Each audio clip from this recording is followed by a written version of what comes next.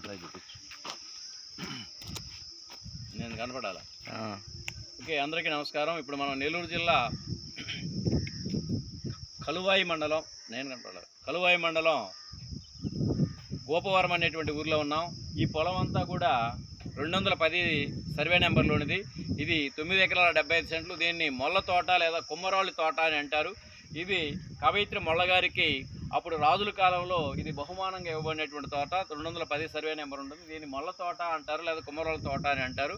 ఇందులో కొంత భాగాన్ని 1 ఎకరా లేదా 2 ఎకరాల భాగాన్ని ఇటువైపు దాన్ని ఎస్టీలు అయినటువంటి అనాథులకి కాలనీల కింద కొంత స్థలం ఇవ్వడం జరిగింది. మిగిలినంతా కూడా ఇక్కడ మాజీ సర్పంచ్ అయినటువంటి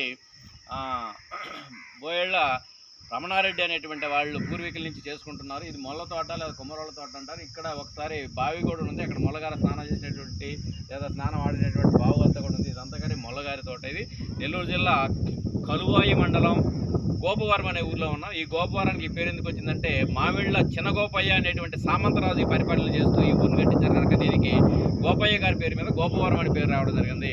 అందరికీ నమస్కారం, థ్యాంక్ యూ. ఈ ఊరిని ఏమంటారయ్యా చెప్పు, ఈ పొలాన్ని ఏమంటారు?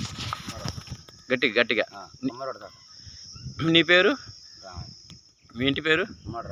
Okay okay. ఇది కుమ్మరాళ్ళ తోట అని అంటారు. మొల్ల తోట లేదా కుమ్మరాళ్ళ తోట అంటారా, ఏమంటారు? Okay okay, thank you.